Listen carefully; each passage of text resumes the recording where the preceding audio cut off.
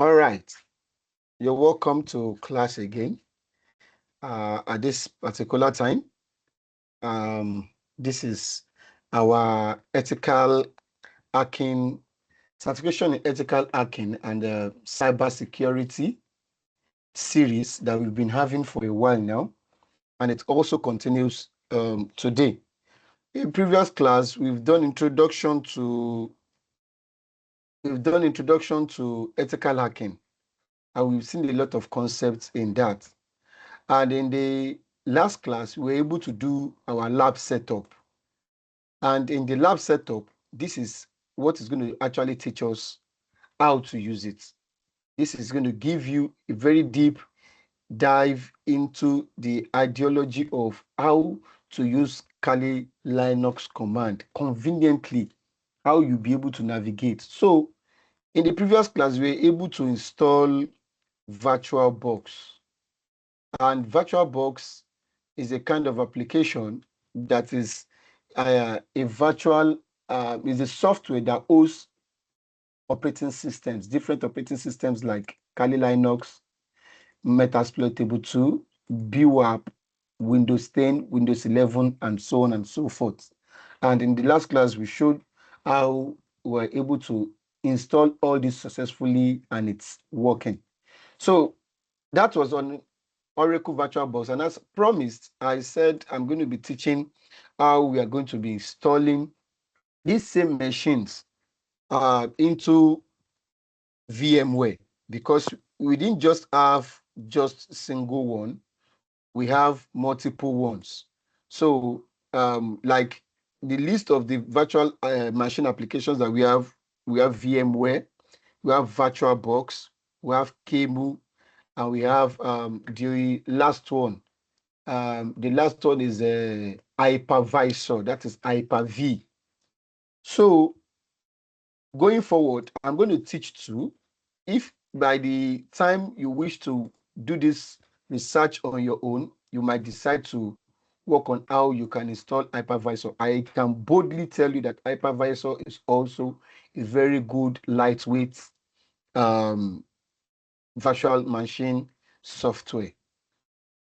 Okay, moving forward, you're going to download the VM Workstation Pro 17 or later.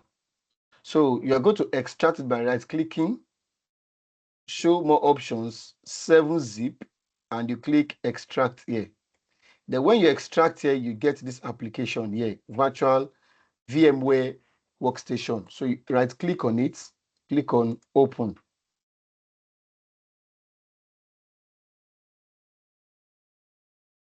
You say yes, you click on yes to this. Then you can see the VMware Workstation Pro 17 bootstrap loading screen comes up. Then from there,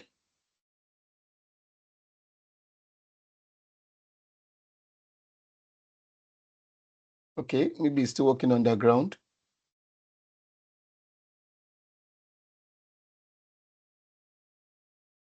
It's still working underground. Let's give it a little while to complete. Okay, it has come up. Yeah, you can see this. Okay, welcome to Virtual Machine Workstation. Then you click on next. You might want to click on I accept the terms in the license agreement. I don't want to be fast today. I want to be a little bit calm so it can be relatable. At one class, you can understand everything at a go, even if you don't visit the class anymore after this. So add virtual machine console tools into system path, leave it as default, then you click on next. Check for product update on startup, then you can uncheck this. Join virtual machine customer experience, you can uncheck. It will not disturb you so much or flood your system with notifications. So you leave this both checked. You can only check this, leave it checked, and uncheck this if you wish. And click on install. Then you wait while it installs. So while it installs, it's going to take a while because it's close to how many megabytes? It's close to 447 MB, a little lower than 500 MB. So it depends on the speed of your system before you can. I promised to increase the RAM of this system previous class, but I've been so busy I wasn't able to upgrade the RAM, but virtual VMware happens to be a particular kind of application that is much more lightweight than Oracle VirtualBox. So I think I'm good to go with my 8 gig RAM, and I can still achieve a very good speed at this. So let us, while it completes the installation. So after installation, the next thing we need to do is to activate it. So I'm going to be posting an activation key on the screen. You can make use of that to activate it as a pro version. For the class, I'll make use of this, and it's possible you can still install it for personal use and you can still use it without the pro version, without the license key.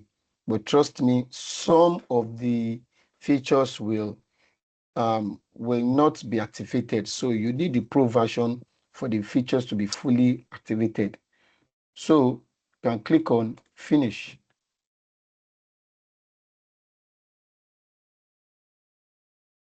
So click on VM Workstation Pro and click on open.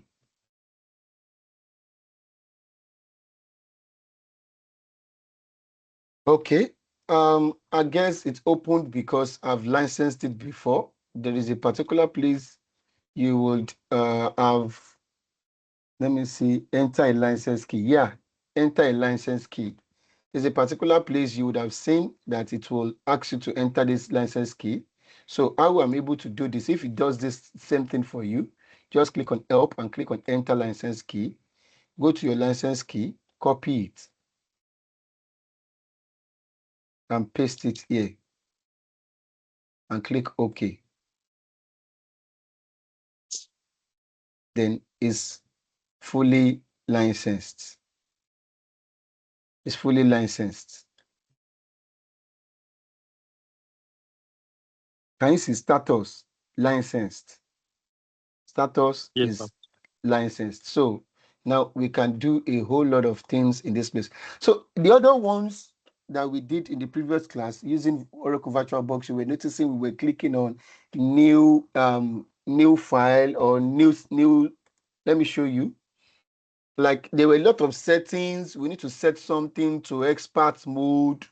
By clicking on settings, you set expert mode, you click OK, then you go to new, then you begin to enter all these things. It is unlike that for virtual machine. That is why for VMware, that is why some people would rather prefer to take students with VMware because it hardly have errors when you are installing with it. So all you just need to do is to go to his zip file, Kali Linux VMware, extract it. It's much more easy, like a single click, extract here. VMware is more just like a single click installation. It automatically assumes the best settings for your system automatically. It gives it there. You can now go there to either increase or reduce. That's just how VMware works. So let's look for our Metasploitable. Okay, it's already here. Okay, it's already here.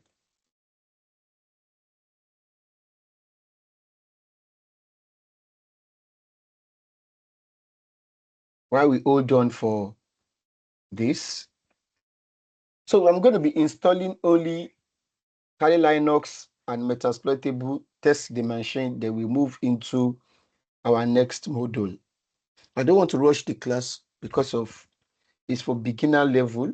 Somebody who does not know about cybersecurity before and they are new to it. If I want to rush it, I would have jumped and rushed it and assumed you should be able to know one things yourself, because I told you the only way you can be rooted in cybersecurity is you yourself learning more and researching more and do more, many more researches. So I would have thought as if you have an idea before, go to the point, straight to the point, but I'm taking it one by one and not in a way that will make you assume that how do you get to this place? How did you know this? I'll teach you what it means, what all those things means and everything, and you understand it. So you'll be able to defend anything you want to defend, either in school or in the field or anywhere. So let's hold on for this till when this is done extracting.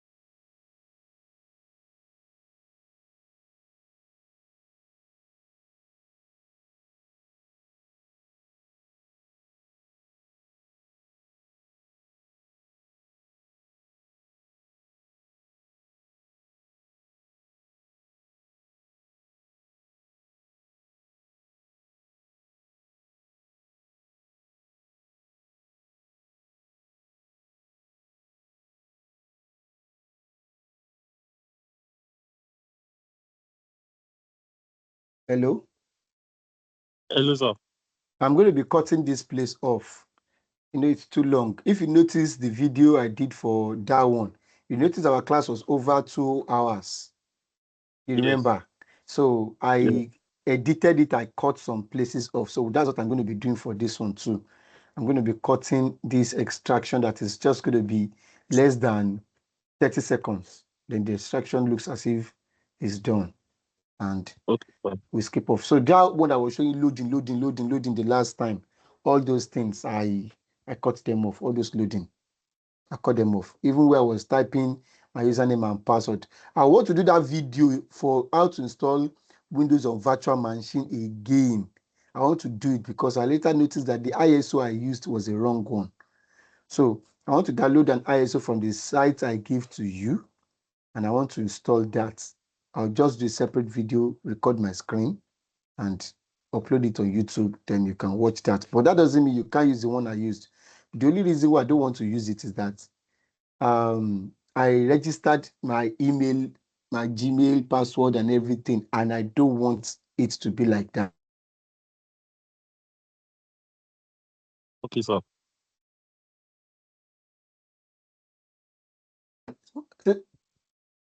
If ẹ pé Solomon ó ń call mi, ẹ pé ó ń call mi, ó ń cut kíní off. Okay. So you can actually install Windows um, on a system or virtual machine without even doing any kind of, what do we call it now? Registration, pre-registration. So let me keep quiet from here now. I'll cut this place off.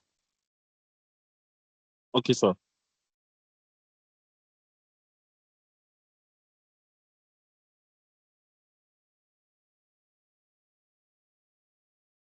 Okay, so it's about completing. And yes, it's about completing here.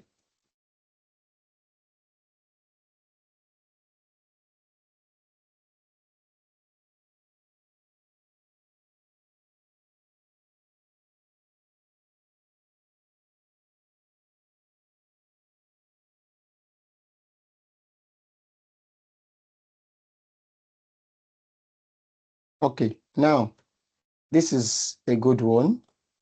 We already have it extracted, and don't do mistake. Some people used to make a mistake by downloading VirtualBox and trying to install it on VMware, and they see it does not work. You can see that I had to be double checking that I am on the right track for VMware. So what you need to do is to double click the extracted folder. You can see all this. You can see all this. All you just need to look for is the configuration file. And the configuration file mostly has a different logo. And this is the logo. It has something as close to this. Yeah, this is the configuration file. This is how it looks like. And most times it has the smallest size in all. So this configuration file has been programmed to automatically identify and see what do we call it? VMware. So I'm going to take it back to the way it's supposed to be. So it's going to be like that on most systems.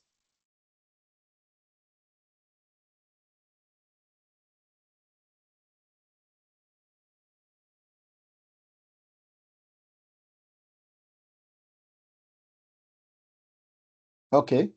So just click on it. You can double click or you can right click and click open. So I'm double clicking, something will come up. Can you see something came up? It said select an app to Yes. open this .vmx file.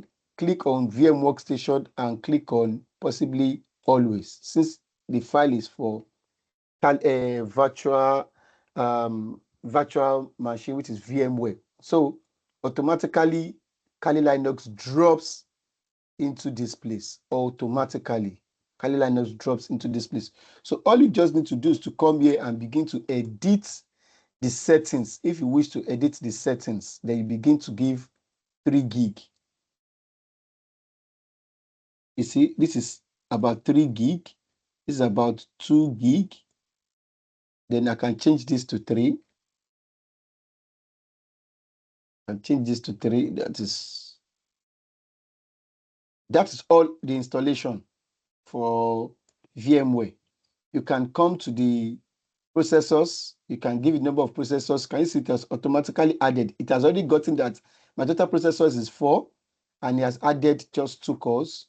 My hard drive, it has automatically allocated a size out of my hard drive for it, and it has picked the network adapter, which is the best, which is NAT for now, and it has shown that all USB inputs must show, and the sound card, that the display, it has, you can click on accelerate 3D graphics if you like, but we are going to leave it at default right now unless we need it. Or I can click it and click OK. It's just to make the graphics better. Click on Kali Linux. Okay, this is no longer there. Let me remove it. Remove. So this is the Kali Linux I just installed. This is it. Just click on play, the green button here. Press play, then it starts up. The same thing. Can you see? It's working with that error. Can you see this is very easy? It's much more Yes, sir. easier. Much more easier than Oracle VirtualBox. But due to the kind of person I am, I love when I pick up on challenges. So by the time I see the easy one, I can easily work with it. So I like doing things in the manual way, get some errors, troubleshoot it, make sure it works. Then when I see the automatic one, I'm like, oh, I can do well with this. But I don't want to work with the automatic one. And by the time I get to the manual one, I'll now be kind of like useless. I'll not be able to do anything. And I'll start feeling and be complaining, this is not what I use. This is no. There's nothing like that. The best thing is to work with the manual one, get used to the manual one. So when the automatic one comes, you'll be very, very free to make use of that. So while this is loading, we have already seen that it is working already. While this is loading, we can also go to the, you see, it's automatically creating some folders in its own self. The same folder, these folders were not here before. This was the only thing we clicked, and these folders are coming now. It's for keeping some boot section. And Metasploitable, after extraction, Metasploitable also have this configuration file. Can you see it? Virtual machine configuration file. You could right click and click on open, and you can also double click if you wish. Yeah, and this is it. Metasploitable is also already here. You can change the configuration if you like, but I would suggest you leave the configuration as default and click on play. So let's see what we have. Let's see what is loading. Okay, Kali Linux is loading, and this is Metasploitable here. Kali Linux is booting and everything. Let's close this. So Kali Linux is already coming up. I don't want us to waste time with this. I want us to enter into the next module. What is the thing we're going to be making use of? I might leave this till when it's finished booting, then I'll check back to it. But that is exactly how you are going to install Metasploitable and Kali Linux. Just go to the configuration file, right click and open with this logo you are seeing here, or this icon, or you double click and choose VM Workstation. So moving into the next section of the day, that is introduction to Kali Linux. So this is a comprehensive module on introduction to Kali Linux itself. You know, I am not, the last one I did was introduction to ethical hacking concepts, but this one is Kali Linux itself. So as you all know, my name is Simeon Ajobobi once more. I'll be your instructor for this course, and I'm going to be teaching you about Kali Linux and the industry standard as the industry standard for penetration.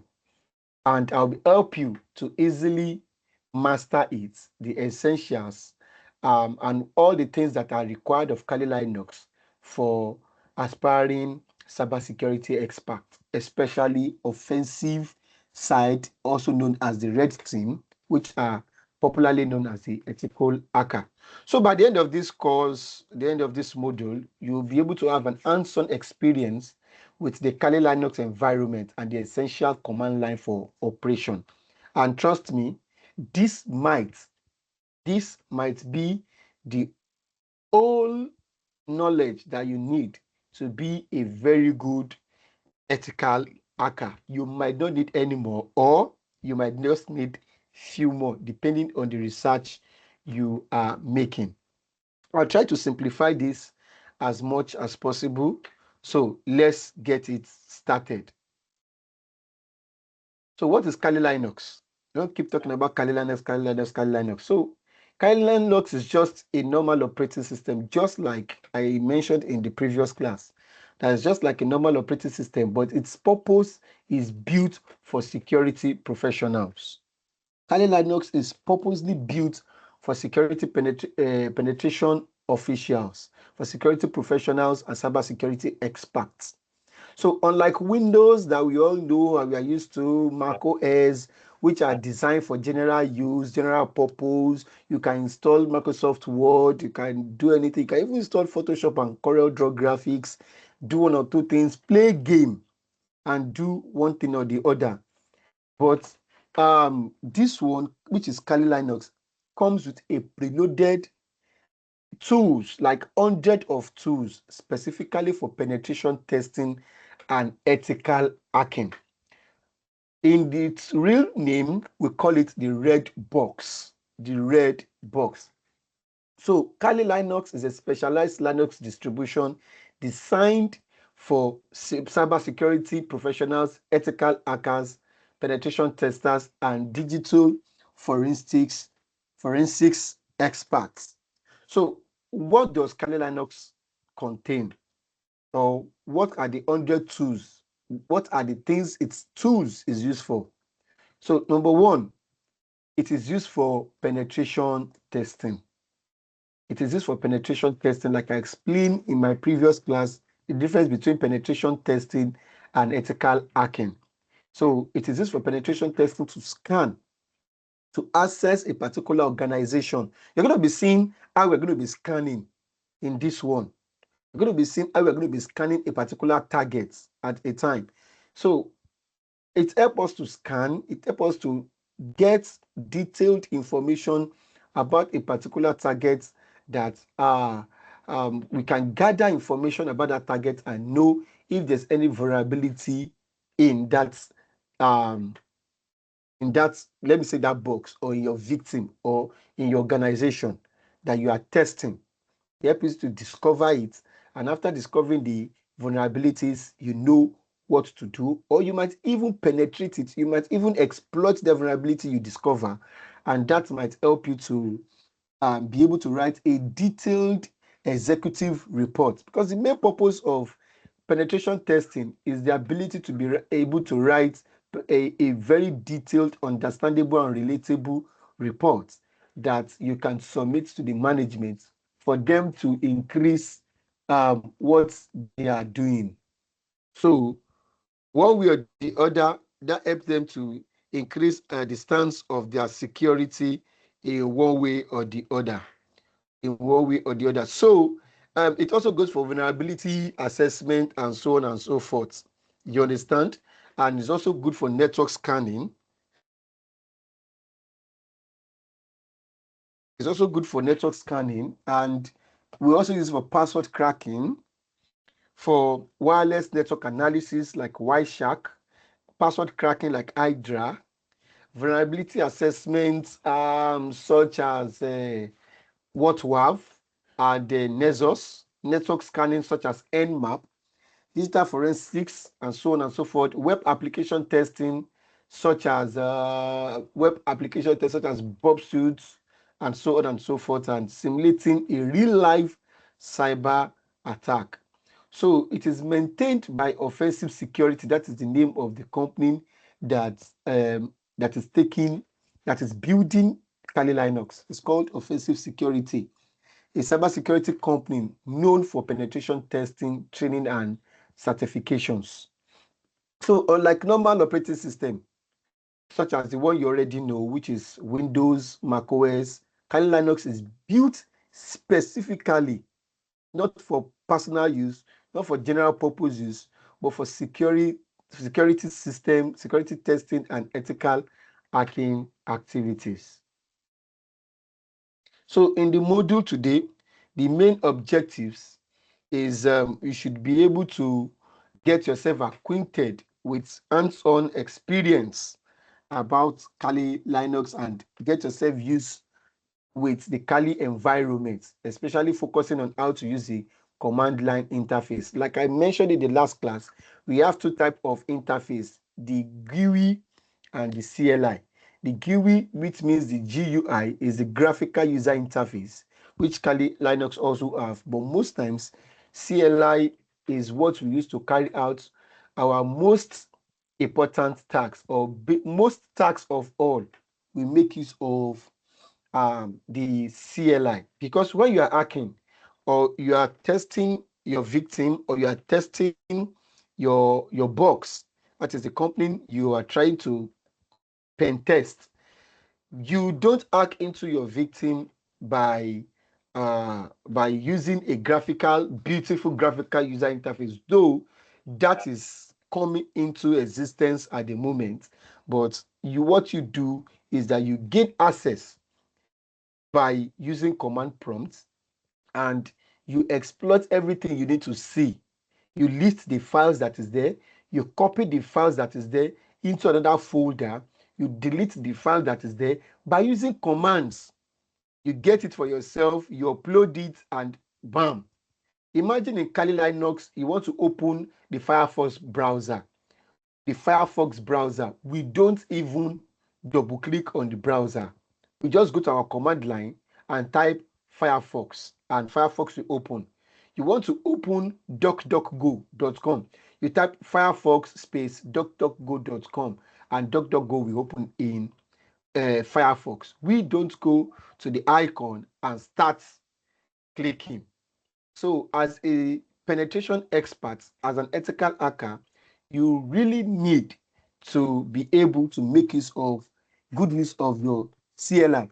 So, at the end of this module, you will be very good, or you have a very vast knowledge, and you understand the basic Linux file structure, how files are organized in Kali Linux. Because if you don't understand your operating system, you don't understand the tool you are using, how to move, you are not familiar with a house, you will not be able to navigate in that house. For example, I know for like a while now you've been living in your house. If they take the light and it everywhere is dark, and NEPA sees the power, I know you'll be able to move freely in the house, even when there is no iota of light or any kind of illumination in that room. You can move from one room to the other conveniently, and you can even pick something you are looking for or you want. Or, for example, you want to get a torch and it's inside the master bedroom, under the table, and on top of a carton. I know that you know where it is. You have the ideology of how the house is structured. You can move even in darkness, and you can pick what you need to pick in seconds. But if you give that same task to a stranger that just got to that house just the first time, the person will not be able to navigate properly. The person might spend hours or even to the next day.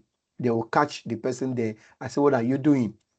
So at the end of this class, you'll be able to understand the basic file structure of Kali Linux, how the files are organized, and you'll be able to navigate properly using the terminal. And you also have the basic administrative tasks like file management and operations. You'll be able to know some Kali Linux commands, like the required and almost all Kali Linux command that will be able to help you to do a lot of things, even up to privilege escalation. You'll be able to escalate your privilege in this module. So mastering this concept is very, very important because most ethical hacking tools are operated from the command line. We don't make use of the GUI, and when you hack, sometimes you may not be able to have access to the GUI parts. Okay, so the topics I'm going to be covering is Introduction to Kali Linux, Linux file system, Linux permissions, the terminal, and important Linux command. So why this matters is that you will learn how Linux organize file, manage permissions, and allow users to interact with the system using commands. Understanding these topics is essential because ethical hacking tools rely heavily on Linux operating systems. And you don't necessarily need to know about Python before you can do pen testing. So one way or the other, we're going to be doing some little things in Python, but I'm going to be explaining everything that we are going to be doing. So you don't need to go and know everything. It is very good to know Python to be able to write your scripts. That makes you an elite hacker. But at this moment, there's nothing bad in just knowing this basic one that you're going to be getting yourself acquainted with in this class. So I cannot overemphasize enough, to be a successful hacker, you must be comfortable with the Linux operating environment, especially the command line. So let me explain why Linux dominates the cybersecurity world to you. So Linux is considered as one of the most powerful and flexible operating system. Why? Because number one, I mentioned that in the previous class, it's an open source. Its code can be inspected and modified to your taste. There was a time I modified my own Kali Linux on my personal system, and I changed some things in the terminal, and I changed the way I log in. I changed the way I was not logging in with Kali anymore. I was logging in with my name. The root name changed to my own, and my terminal was customized to my name. That was virus thing. That was my cyber space name. So one way or the other, you should be able to, you should know that you can modify the code of Kali Linux, and you can also have a deep system control, like a root user behavior. When we say something is a root user behavior, means the owner user behavior. You can take ownership of the system. You can do what you like with it. You can manipulate it. You can use it for your own target. And it's a security tool. That's most security tools that are built in to run on Linux first. And also there's automation and scripting. So it supports automation, scripting, and networking efficiently. So Linux distribution like Kali Linux comes with pre-installed tools such as Nmap, Metasploit, Wireshark, and we're going to be making use of these three. John the Ripper for password cracking, Bob Suite for web testing, and Aircrack NG for wireless penetration testing. So we may not be able to use this Aircrack NG in this module at this moment, unless further reasons, because there is a clause on it. You cannot use your system adapter to listen, to set your Wi-Fi mode to listening. You have to buy an external Wi-Fi.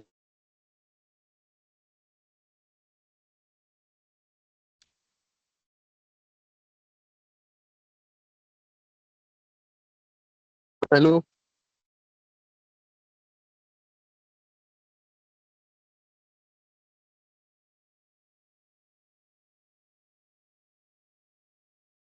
Hold on, I'm coming, please. Just give me a moment. Just 1 minute.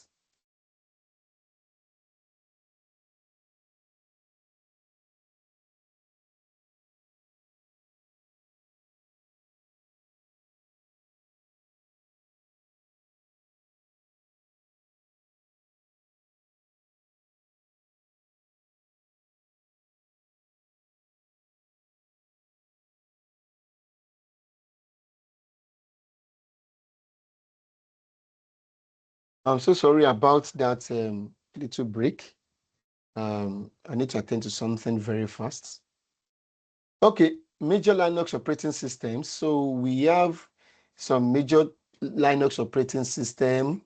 We have the Red Hat, Linux, we have the Debian Linux, we have the Ubuntu Linux, and we have the Mac OS, and we have the Solaris, and we have the Backtrack Linux.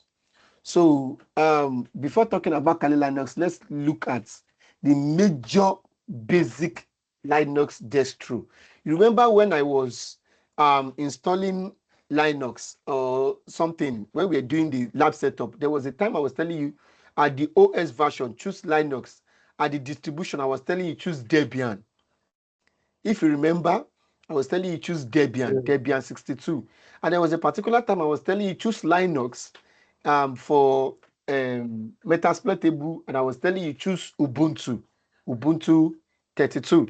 And when I 64, and when I got to BWAP, BBox, I was saying choose Linux as the OS type and choose Ubuntu 32 as the distribution. That is what it means.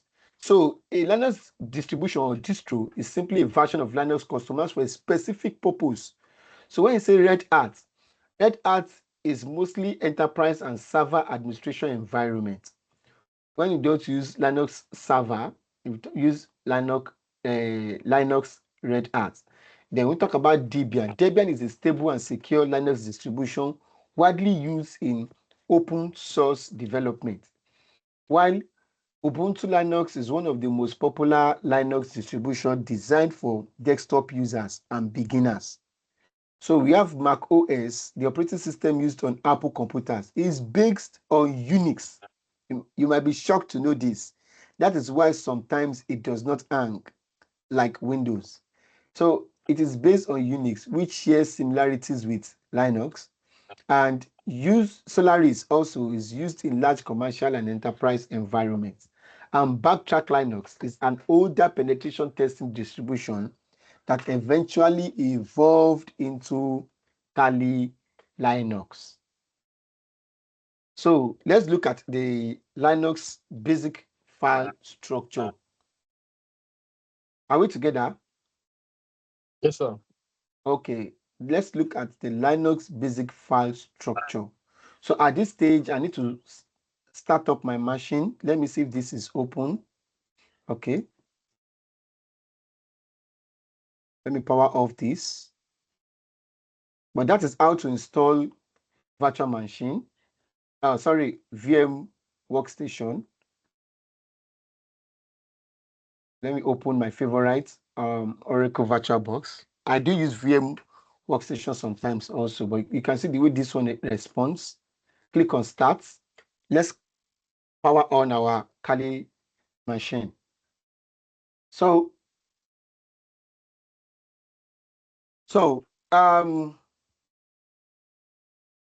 the fundamental concept in Linux is that everything is a file. Everything is a file, and your documents are files, your programs are files. Even your hardware, your keyboard, your mouse, your hard drive are represented as files. This unified approach makes Linux incredibly powerful. So everything in Linux is treated as a file. Documents is treated as a file. Programs are treated as a file. Hardware devices are also treated as a file. You understand this when we are going forward.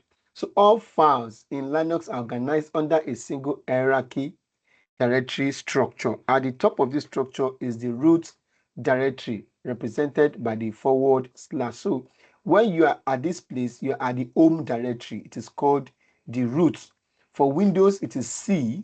It could be the D drive or the E drive. For Linux approach, we only use the slash without having a character. So this is the root. This is the Linux file system hierarchy. This is the root. So the root has nothing but just the slash, unlike Windows that has the C column backslash. But we have roots slash, you're going to be seeing the way it looks like. Then we have the bin, which keeps the essential binaries. We're going to be having the configuration files are kept in the etc folder. Then we have logs and variable data are kept in the variable data. Then we have user directories are kept in home. So when we have slash home, or /Kali/home, you are talking about you are in the home directory. And also know that directories are also known as folders. So in Kali, we don't call them folders, we call them directories. So get used to that term, directory. So use the home directory is where we have our user directory, such as the desktop, the documents, and so on and so forth. Then we have the /usr user, that is the installed programs. That is where all the third-party programs are being installed. And we have the root, that is the root user. That is the control panel has a particular set in Windows that is called user control panel or user setup. Okay, let's look at it. Let's look at it. Control panel. So root is like user account. User account is actually the root. The admin, like admin now, is the root, which is Kali. That is the admin. So any other person I create here, any other thing I create here, that person is going to be saved in the root program, where we have the root users and every other things, and it's going to be kept there. So the basic file structure of Kali Linux looks like this. Okay, let's go into our machine and see how we get into that. You can see the way my virtual Oracle box is responding. Okay, this is it.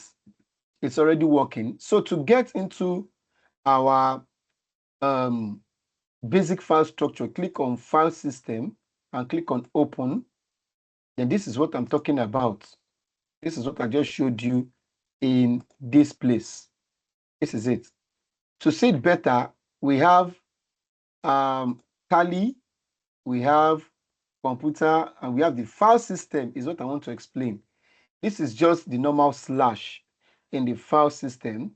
And we have the bin, we have the boot, we have the dev, we have the etc folder. All these folder has a meaning. You can see root.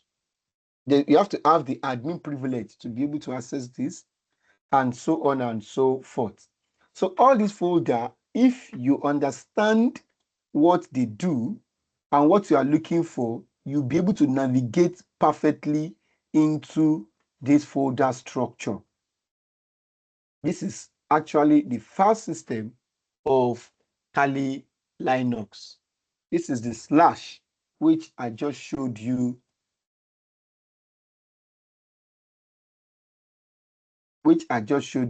here. That's the basic file system for Kali Linux. So I'm going to be diving into explaining what we're expecting in this place at the most.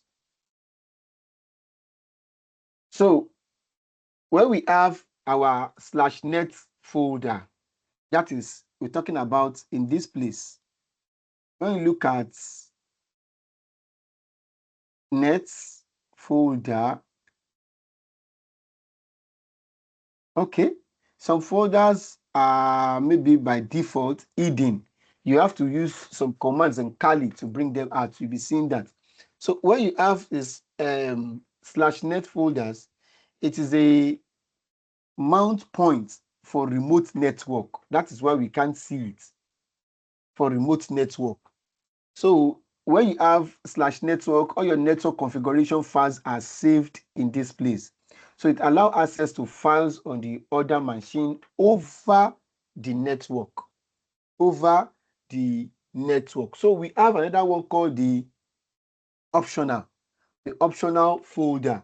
What does the optional folder do? It contains optional or third-party software installed manually by the user or the administrator. So when you see us installing a particular kind of software, maybe from the place, you're going to see us getting some things from the internet, and we are going to be installing it. It saves inside this place.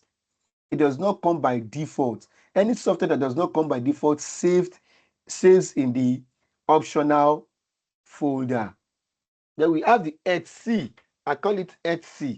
That is the etc folder. That contains the configuration files for the entire system. So this is where the configuration files comes in. So what kind of configuration file? We talk about the network settings, the installed services, the system startup process, the RAM you allocate, everything comes and saves into the configuration, the etc folder. The etc folder. There's an etc folder. This is it. This is where all of them are saved. We have the proc folder. So the proc folder is a virtual file system containing information about system resources. So more information about this folder, that is the meaning of proc is obtained by entering the command man proc in the terminal window. So if you put man proc, you understand it by the time I do the practical version of typing man, you understand what this thing means. So the file proc.txt is discussed like the virtual file system in details. So I don't want to enter into Kali Linux command yet, but you will see what it means. So it will explain a lot of things. So it tells you about the running processes, the CPU usage, the memory usage. It's generated dynamically from the kernel, from the operating system itself. That is what the proc.txt file, that is what it says, like log of how your system is running. So we're going to be talking about the root. The root is, okay, please, I want to come back to this place. Note that the proc is a particular folder that contains the system information, such as details for your RAM size, your hard disk space, and so on. And even your CPU usage and CPU is like your configuration files for your system. I don't know if you understand what it means. When we talk about hard disk size, your RAM size, your processor size is saved inside the proc folder. So we'll talk about root. So this root folder is the home directory of the root user. That is the system administrator. Is the system administrator. So it's a file system that belongs to the root directory. So this folder is the directory that belongs to the administrator of the system. There's a particular task you need to carry out. You need the privileges. That's why I mentioned privilege escalation. There's a particular task you need to carry out. You need the permission of the root, just like the way you go to your system and you run some file as administrator. You can go to CMD command, and when you get to the command, you run as administrator. That is the same privilege a root have. So this folder is where all the privileges of the administrator is being saved. When we talk about the /bin, so the /bin is where the program used for the system and the system administrator are being saved. So system administration programs are used mainly by the youth users. They are being saved inside the sbin folder, sbin directory. So in the temp directory, it is used for saving temporary files. Files there are deleted after we rebuild system. So once we put our files there, or the Kali Linux system generates files while it was working, immediately we reboot this system, it disappears. Let's see if we can have a look at it. Temp, we have a temp folder. This is it. Temp is here. So anything we are doing at the moment, this is where it temporarily generates any log that is making use of. Once we restart the system, the temp folder is gone. Then you have the /user. This is where all the user-related programs are saved. So most times it contains the most user-level programs, libraries, documentations, and tools. And the /var stores variable data, files that change frequently. So what /file folder does is that it stores all the variable files and temporary files that is created by the user. Even mail queues are also saved here also, and so on and so forth. So let's move on to the next one, the terminal. The terminal.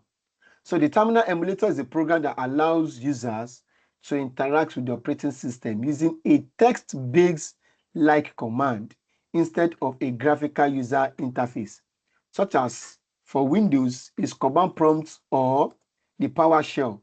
When you type anything here, you can say something like ipconfig.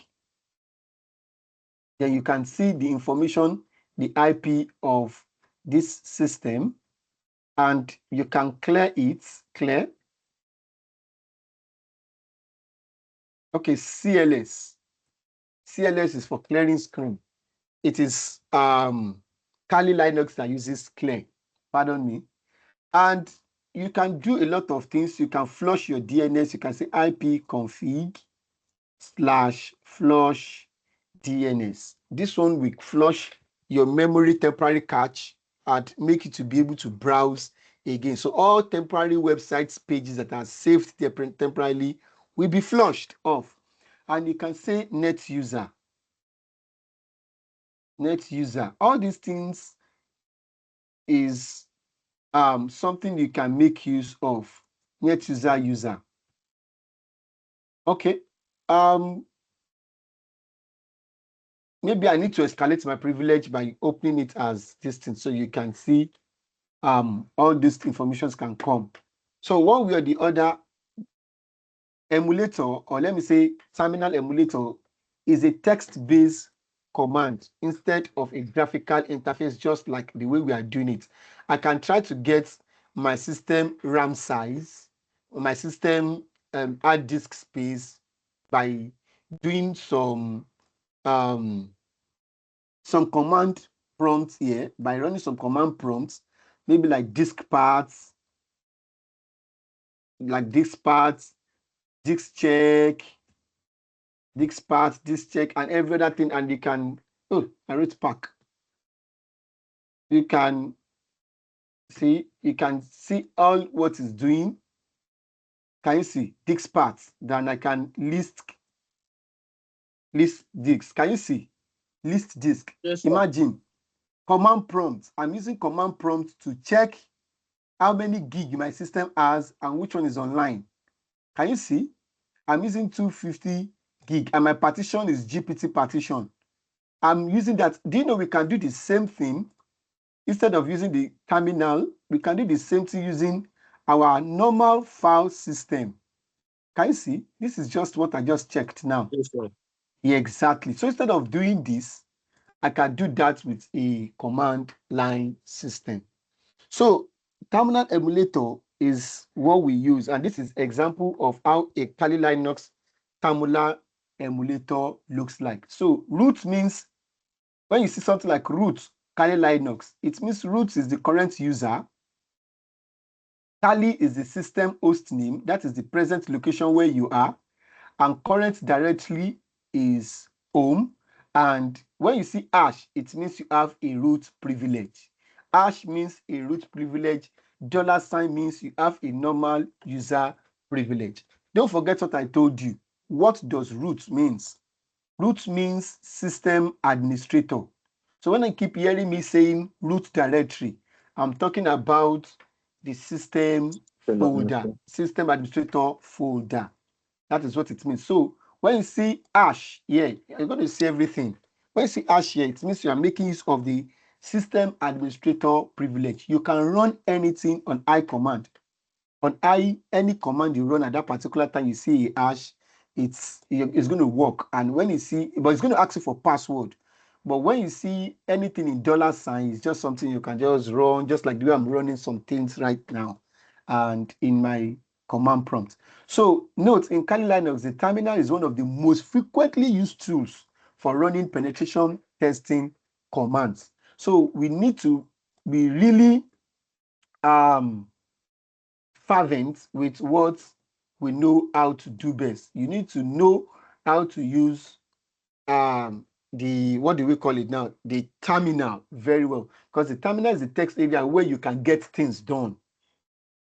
You understand? That is the way you can get things done. You can get things done through the graphical user interface, and you can also get things done through the CLI command. But in Kali Linux, we make use of the terminal to get things done very fast. This is the second terminal for Windows. When I click on this place, you can see terminal instead of command prompt.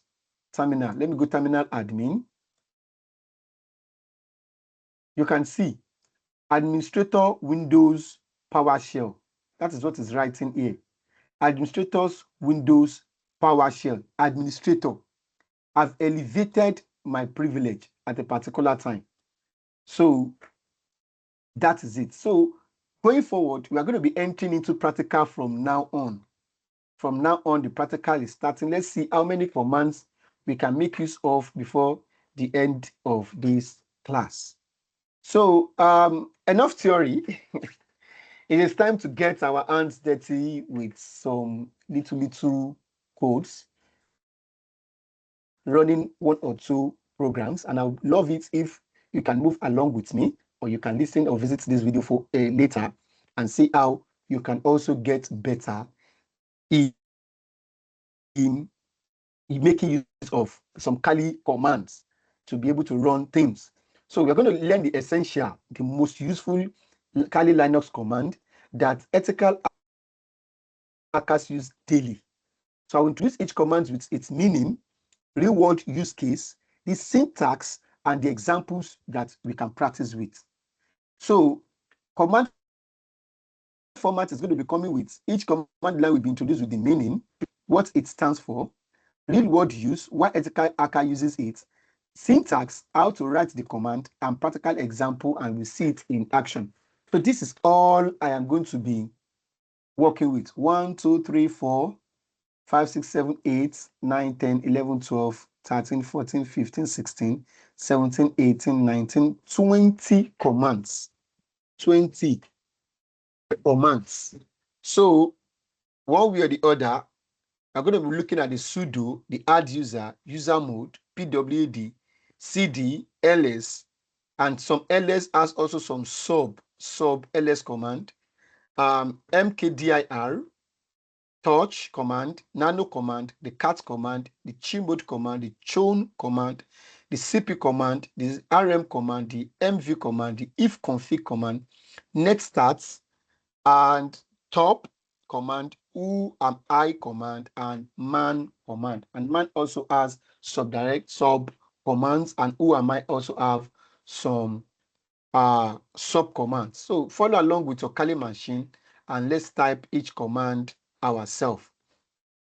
Let's start. So looking at sudo is used to run a program with the security privilege of another user. It works like run as administrator on Windows. Look at this. When you say CMD and you click open, what you see here is you are running as Simeon PC. But when you open CMD as administrator, it takes you to a particular level that shows you that you've entered into the root system, system 32. So you are now an administrator. If you can look at this place, you are now an administrator. Can you see? So you can run anything, even to destroy that system at that particular time.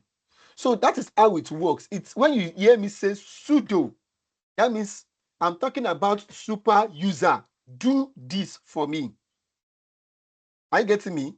I can say super user, do this for me, which simply means administrator, do this for me. So sudo means super user do. So the meaning is super user do. It allows the normal user to execute command with the administrator privilege. So in real life application, when you are installing tools in Kali Linux, it requires the admin privileges. As example, if I'm installing a new penetration tool and the syntax we use and how we use the syntax is sudo space the command that you want to put. Now, let's look at sudo apt update. Sudo apt update. Let's go into the, okay, Kali has slept and log us out. Let us log in back by typing Kali as the default password. Then let's close this and let's open our terminal. There are many ways you can open a terminal, but the two favorite ways is for me to click on this place, and we have two tabs. So I will not want to do this. Just click on this place, then you have your normal PowerShell, or you can right click on your desktop and click open terminal here. Open terminal here. But for the sake of this class, for the beginners, I might be doing open terminal here, but let me start with clicking this. Then we have our normal terminal. So don't worry, I'm going to be increasing the size. What did I press to increase this size is Command Shift plus. Command Shift plus to reduce, Command Shift minus is to reduce. So right now, please hold on.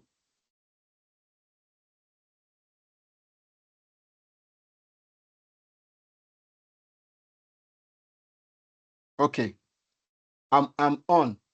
Now, talking about the sudo, I want you to know something that Kali Linux has a particular kind of repository. It has a kind of repository online that you need to do all these things to be able to you need to update this repository every time. So by the time you want to install any software, you get the latest version of it. And how do you update this repository? You say apt update and apt upgrade. Is to this is the first thing you should run every time you open your Kali Linux every day. Once, because Kali Linux is being added to every day, so you don't run an outdated version of Kali Linux or the tools you are installing as an ethical hacker. Maybe you want to use WhatWaf, you want to use Ghost Framework, you want to use anything. You're not saying pip install Ghost Framework and it's telling you, and it installs, and you are having version 1 when there's already version 3 because you're not doing apt updates. So this repository is where Kali Linux have its own thing. So one way or the other, you need to update the repository by using the command apt update, apt update.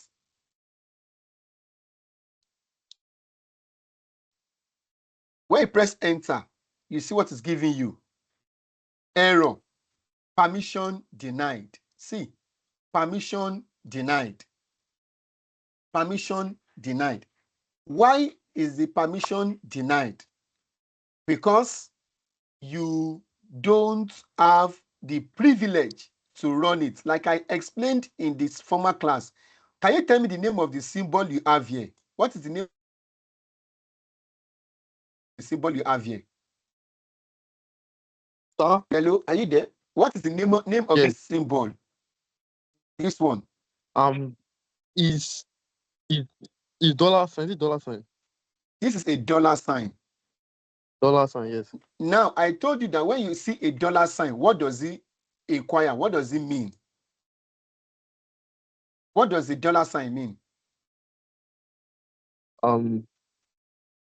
I say a dollar sign means you are running on a user privilege, an ordinary user privilege. But when you see a hash sign, it means you are running on a admin privilege. That is why when you change sudo, you see this logo changes. Don't worry, let us go on. You see how it works. So if apt update does not work, let me clear my screen. Clear is another thing you do. Let's try sudo apt update. Can you see? It's not working. Yes, sir. Put your username and password, Kali. Now, for security purpose, when Kali asks you for password, it does not show you typing the password for security purpose, but you know it is definitely receiving the password. If it's not typing in well, maybe your keyboard has errors. I'm going to press enter. Can you see? Can you see what is happening? Yes. I'm updating my Kali at this present moment. Let's wait for it. Let's wait for it.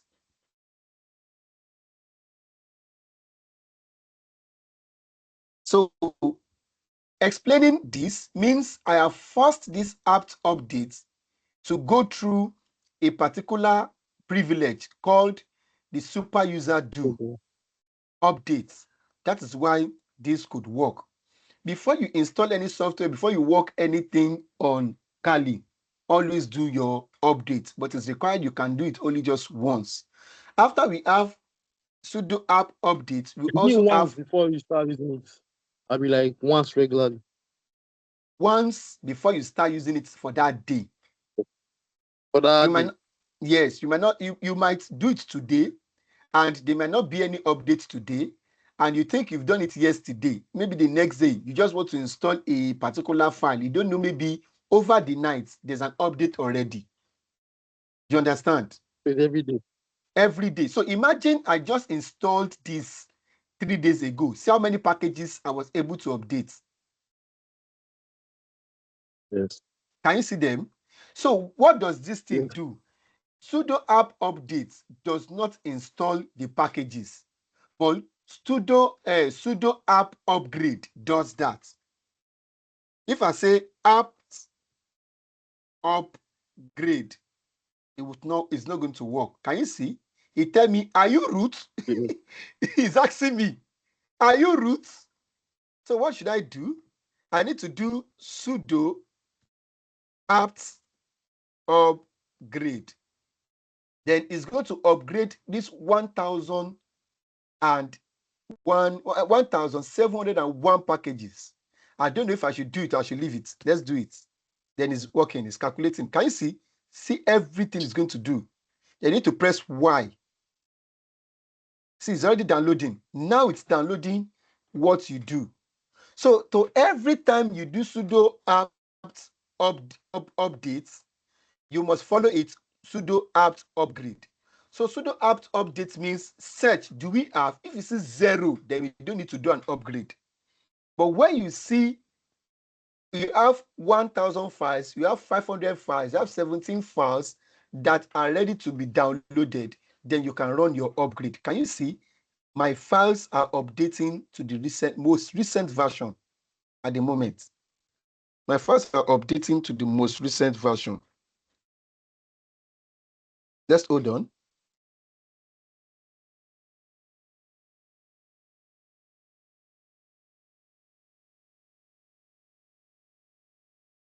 So in this little demonstration I've done for you, are you doing it in your own side there also? Are you following with it? Hello? Are we still together?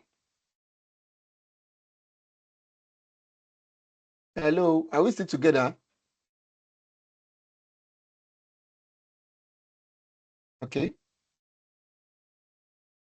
Okay. Let's wait for the download to complete. Okay.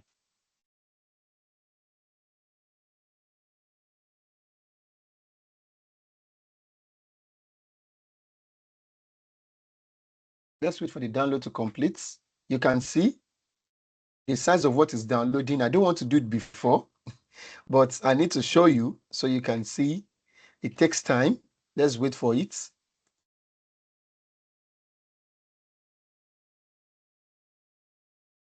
I'm using the admin root privilege at this moment.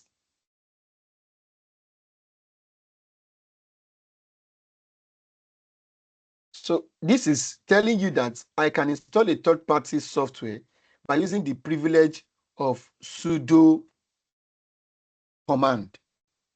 like I showed you here earlier,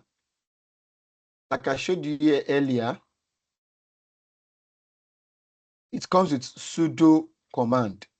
So the sudo command I did was a sudo apt updates, and I did a sudo apt upgrade. Let's wait for this while it's still downloading. Since I installed my box, this is the first time I'm doing an upgrade. So let's wait for it. This makes you have the recent and the most recent stuff. That is the software distribution.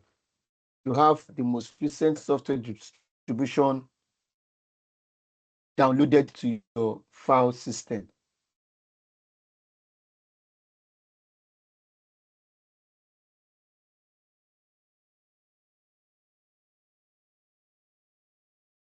It's still on 20% here.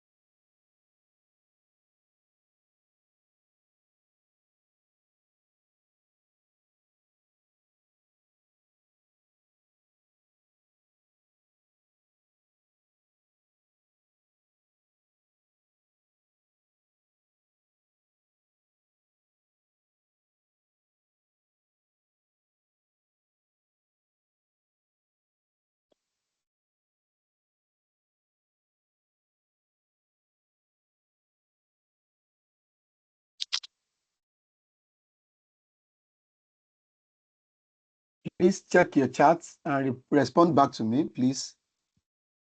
Check your Is it on chats. WhatsApp? No, in the Teams application. Right. Okay, I'll say it.